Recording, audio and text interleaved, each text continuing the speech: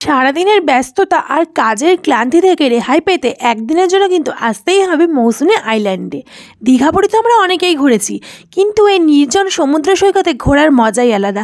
প্রিয়জনের সঙ্গে, বন্ধুবান্ধবের সঙ্গে অথবা পরিবারের সঙ্গে কিন্তু একদিন কাটানোই যায় এই মৌসুমী আইল্যান্ডে। আজকে কিন্তু আমাদের যাত্রা শুরু হয়েছিল হালিশহর স্টেশন থেকে। সকাল 5:20 কল্যাণী সীমান্ত লোকাল ধরে হালিশহর থেকে কিন্তু চলে গেলাম শিয়ালদাহ স্টেশনে। আর শিয়ালদা স্টেশনে গিয়ে কিন্তু প্রথমে পেট পুজোটা সেরে নিলাম। এখন ঘড়ির কাঁটা কিন্তু 6:30 ছুঁই। এখনই টিফিনটা সেরে নিলাম, তার কারণ হচ্ছে এরপরে যে ট্রেন জার্নিটা হবে সেটা হবে প্রায় 3 থেকে 3.5 ঘন্টা। অনেকটা লম্বা ট্রেন জার্নি, কী খাবো না সেই জন্য শিয়ালদা স্টেশন থেকে কিন্তু টিফিন খেয়ে নিলাম। আর দেখো নামখানা লোকাল কিন্তু 7:14 18 নম্বর প্ল্যাটফর্মে দিয়ে দিয়েছে। এখন আমরা ট্রেনে উঠে পড়েছি। আর দেখো হাতে কিন্তু রয়েছে ঝুড়ি ভাজা। যেহেতু 3 থেকে 3.5 ঘন্টা আমাকে ট্রেনে করে যেতে হবে, সেহেতু অনেক রকম টুকিটাকি খাবার দাবার খেতেই কিন্তু আমরা ট্রেন জার্নিটা উপভোগ করেছিলাম। আর যেহেতু অনেক ভোরবেলায় উঠেছিলাম, এক ঘুম দিয়েও নিয়েছিলাম। আর তার সঙ্গে উপরি পাওয়া ছিল এই মনোরম পরিবেশ। যেদিকেই দেখাচ্ছি সেদিকেই সবুজ ধান ক্ষেত, আর তার সঙ্গে দেখলাম পানি ফলের চাষ। দেখতে বেশ ভালোই লাগছিল। দেখতেই কিন্তু চলে এলাম নামখানা স্টেশনে। আর নামখানা স্টেশনটা সত্যিই অনেক সুন্দর, তাই এখানে দাঁড়িয়ে একটু ফটো তুললাম আর একটুখানি ভিডিও করলাম। আর এখন যাচ্ছি টোটোর উদ্দেশ্যে। শিয়ালদা থেকে 7:14 নামখানা লোকাল ধরে নামখানা নামার পরে আমরা কিন্তু টোটো করে এখন যাব 10 মাইল মোড় অথবা পাতিবুনিয়া ঘাট।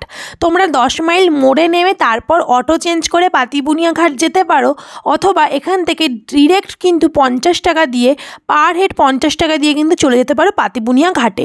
আমরাও তাই করেছি, মাথা পিছু 50 টাকা করে দিয়ে সোজা চলে গেলাম পাতিবুনিয়া ঘাটে। আর যাওয়ার সাথে সাথে কিন্তু তোমরা পেয়ে যাবে মন ভালো করা পরিবেশ, যেটা ছিল ভীষণই সুন্দর। আর এই দেখো আমরা কিন্তু বলতে চলে এলাম নদীর পাড়ে। এখান থেকে কিন্তু আমরা নৌকো পার করে যাব ওপারে। এই পাড়টার নাম হলো পাতিবুনিয়া ঘাট। এখানে জনপ্রতি 10 টাকার বিনিময়ে 10 থেকে 15 মিনিটের মধ্যে তোমাদেরকে কিন্তু পাতিবুনিয়া ঘাটে ঠিক উল্টো দিকে পৌঁছে দেবে।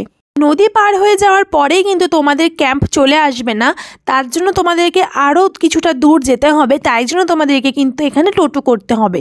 25 টাকার বিনিময়ে তোমরা তোমাদের পছন্দ মতন ক্যাম্পে কিন্তু চলে যেতে পারো। আমি যেহেতু আগে থেকে ক্যাম্পটা বুকিং করে এসলাম, তাই আমার খোঁজার জন্য আর কোনো অসুবিধা হয়নি। তাছাড়া তোমরা টোটো কাকুদেরকে বললে বা দাদাদেরকে বললে ওনারা কিন্তু সুন্দর ক্যাম্পেও নিয়ে যাবে।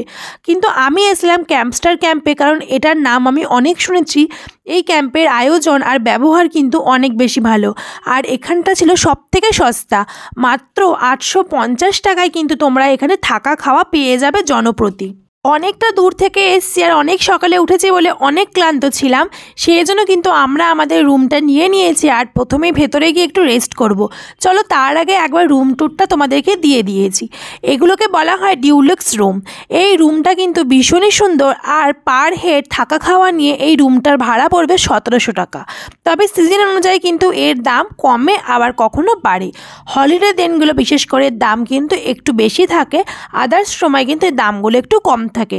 তোমরা দেখতেই পাচ্ছ রুমটা কতটা সুন্দর, পরিষ্কার পরিচ্ছন্ন। অনেক হোটেলই থাকে যে সুন্দর, কিন্তু হোটেলের বাথরুমটা থাকে প্রচণ্ডই নোংরা, কিন্তু এটা সেরকমটা নয়। তারপর চলো, দেখতেই পাচ্ছ ফ্রেশ হয়ে গেছে। আর ফ্রেশ হয়ে কিন্তু চলে এসেছি দোলনায়। এখানে বসে কিন্তু একটুখানি দুলে নিলাম, বেশ ভালো লাগছিল। মানে ছোটোবেলায় ফিরে গেলাম যাকে বলে। আর দেখো বসেছিলাম বলে ওই ভাই এলো আমাকে ওয়েলকাম ড্রিঙ্কস দেবে বলে।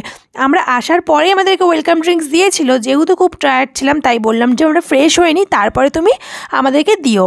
চলো এবার তোমাদেরকে ক্যাম্পটা একটু ঘুরে দেখাই। এখানে যে টেন্টগুলো দেখতে পাচ্ছ এগুলো কিন্তু 850 টাকা থেকে শুরু।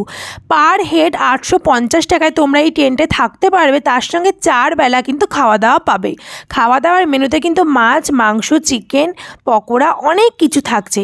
সবটাই আস্তে আস্তে তোমাদেরকে দেখাবো। আর দেখো টেন্টের ওপরেই মাচা করা আছে বাঁশের, তার ওপরেও কিন্তু তোমরা থাকতে পারো। আর এই ওপরের জায়গাটা খানিকটা ব্যালকানির মতন। এই জায়গাটা থেকে কিন্তু সমুদ্র দেখতে বেশি ভালো লাগছিল, তার কারণ এখানে দাঁড়িয়ে কিন্তু অনেক দূর পর্যন্ত সমুদ্র দেখা যাচ্ছিল। আর হাওয়াও ছিল জোরদার, ভীষণ সুন্দর লাগছিল দেখতে। আর এখানে যেখানেই দাঁড়াবে না কেন সেখানেই কিন্তু তোমরা অনেক ফটো তুলতে পারবে আর প্রচুর রিলসও করতে পারবে। আর এই দেখো অনেক তো ঘোরা হলো ভিতরে। এবার যেটার জন্য আসা, এত গর্জন শুনছিলাম যে আমি কিন্তু নিজেকে আর সামলাতে পারছিলাম না। তাই এখন চলে গেলাম সমুদ্রে যারা একটু নাচানাচি করবো বলে। তবে এখন ভাটা ছিল বলে জলটা একটু দূরে ছিল, তবে কিন্তু আমি জলের কাছে গেছিলাম। আর তোমরা কিন্তু চাইলে এখানে এসে স্নানও করতে পারো।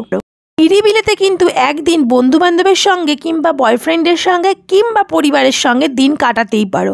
তো যেহেতু অনেকটা বেলা হয়েছে, আমরা সেই সকাল 5:30টায় বেরিয়েছি আর এখানে এসে পৌঁছেছি বেলা 12টায়। একটু খিদে পেয়ে গেছিলো, সেই জন্য কিন্তু খেতে বসে পড়েছি। আর দেখতে পাচ্ছ ঠিক মনে হচ্ছে যেন বিচের পাড়েই আমরা খেতে বসে আছি, ভীষণ ভালো লাগছিলো। তো এখন আমরা দুপুরের খাবার দাবার খাবো। মেনুতে কী কী আছে তোমাদেরকে বলে দিই। ভাত, লেবু, লঙ্কা, মুসুরির ডাল, ঝুড়ো ঝুড়ো আলু ভাজা, ছিল হচ্ছে আমুদি মাছ ভাজা, একটা পটল আলু মাছের মাথা দিয়ে তরকারি, আর বড় সাইজের পমপ্লেট মাছ। রান্নাগুলো কিন্তু পুরো বাড়ির রান্নার মতন ছিল। যেহেতু তোমরা অনেকটা দূরে আছো তাই কিন্তু ওনারা একদমই রিচ রান্না করে না, তবে রান্নাগুলো কিন্তু খেতে খুব টেস্টি ছিল। একদম অল্প ঝাল মশলা দিয়ে রান্না, একদম যেন মনে হচ্ছে মাই রান্না করেছে। ভীষণ ভালো আতিথেয়তা, ওনারা কিন্তু বারবার করে এসে জোর করবে খাওয়ার জন্য। তো ভীষণ ভালো লেগেছে আমার। তারপরে একটু বসেই তারপর চলে গেলাম বাইরে, গিয়ে চারপাশটা দেখছিলাম। আসলে ঘুরতে এসেছি, ঘরে তো বসে থাকার জন্য নয়, ওই জন্য বাইরে বেরিয়ে বাইরের দৃশ্যটা দেখে নিলাম। তবে এখন একটু সন্ধ্যা নেমেছে, তাই এখন হোটেলে ফিরে যাব। হোটেল অথবা ক্যাম্প তোমরা যে যেটা বলবে। তবে ক্যাম্পে এসে দেখলাম ক্যাম্পের এক অন্যই রূপ। রাত্রেবেলায় মৌসুমী দ্বীপের এই ক্যাম্পস্টার ক্যাম্পের রূপ কিন্তু অনবদ্য, দিনের বেলাকেও হার মানিয়ে দিল। এত সুন্দর আলোকসজ্জা, এত সুন্দর আলো, তার সঙ্গে দারুণ সুন্দর গান, তার সঙ্গে সমুদ্রের গর্জন, আর তার সঙ্গে ছিল বনফায়ার, বারবিকিউ, আরও কত কিছু। তোমরা যদি বন্ধুদেরকে নিয়ে আসো তোমাদের কিন্তু পার্টিটা দারুণ জমে যাবে। আর যদি তোমরা আসো প্রেমিক প্রেমিকারা, তাহলেও কিন্তু তোমাদের ভীষণ ভালো লাগবে। আর দেখতে পাচ্ছি এখানে কিন্তু আগুন জ্বালানো হয়ে গেছে, কিছুক্ষণ পর এখানে কিন্তু বারবিকিউ করা হবে। আর একটুখানি চা মন চাইছিল যে একটু চা খাবো। যেই ভাবা সেই কাজ, ওনারা কিন্তু চা আর ভেজ পকোড়া আমাদেরকে দিয়ে দিয়েছিল। এটা কিন্তু প্যাকেজের সাথেই ইনক্লুডেড। প্যাকেজের সাথে কিন্তু তোমরা ওয়েলকাম ড্রিঙ্কস, ব্রেকফাস্ট, লাঞ্চ আর সন্ধ্যাবেলার খাবার আর রাত্রেবেলার ডিনারটাও পেয়ে যাবে। শুধু এখানেই থেমে থাকেনি, এরপরেই কিন্তু আসল মজা, এরপরেই শুরু হয়ে গেল বারবিকিউ। তবে হ্যাঁ, এটা কিন্তু চার্জ করে ওনারা। তোমরা যদি 500 চিকেন নাও, মানে 500 বারবিকিউ চিকেন নাও, তাহলে তোমার পড়বে হচ্ছে 450 টাকা, আর 1 কিলো নিলে 600 টাকা। আর দেখো আমিও একটুখানি এখানে ভাজাভাজিগুলো করছিলাম, মানে সেঁকে নিচ্ছিলাম, আমার বেশ ভালো লাগছিলো। তবে তোমরা যদি এখানে আরও কিছু এক্সট্রা খাবার খেতে চাও, সেটাও কিন্তু ওনারা রান্না করে দেবে। সেক্ষেত্রে কিন্তু তোমাদেরকে আলাদা চার্জ পে করতে হবে। এখানে যদি তোমরা ডুয়েলেক্স রুমে থাকো তাহলে কিন্তু 1700 থেকে 1800 টাকা করে পড়বে। আর যদি কটেজগুলোতে থাকো তাহলে তোমাদের 1500 টাকাই হবে। আর টেন্টে থাকলে 850 টাকায় কিন্তু একই খাবার দাবার পেয়ে যাবে। শুধু এটুকুই পার্থক্য যে তোমরা টেন্টে থাকবে। তবে এটা বলতে পারি টেন্টগুলো ছিল অনেক সুন্দর, ওখানে শোয়া বসার জায়গা ছিল, সুন্দর বিছানা করা ছিল, ওখানে কিন্তু থাকতে কারোরই অসুবিধা হয়নি। নেক্সট টাইম আমি যখন আসবো আমি অবশ্যই টেন্টে থাকবো। আর এখানে এত ভালো গান হচ্ছিল যে নিজেকে কিন্তু সামলাতে পারিনি, একটুখানি ওদের তালে তালে নেচেও নিলাম। আর এখানকার ব্যবহার এত ভালো, মনেই হয়নি অন্য কোনো জায়গায় এসেছি। আর দেখতেই দেখতে দেখো রাতের খাবার দিয়ে দিয়েছে। ছিল মটন, ছিল ভাত, ডাল, আলু ভাজা, লেবু, একটা তরকারি ছিল যেটা আমি নিইনি, ভাবলাম মটন দিয়ে বেশি করে ভাত খাবো। আর মটন রান্নাটা কিন্তু দারুণ ছিল, মানে আমি যেরকম বাড়িতে রান্না করি তার চেয়েও অনেক বেশি ভালো ছিল। তো তোমাদের আজকের ভিডিও কেমন লাগলো অবশ্যই জানিও। আর মৌসুমী দ্বীপে কিন্তু অবশ্যই ঘুরতে যেও, আর গেলে কিন্তু ক্যাম্পস্টার ক্যাম্পেই যেও। ভালো থেকো, সুস্থ থেকো, টাটা।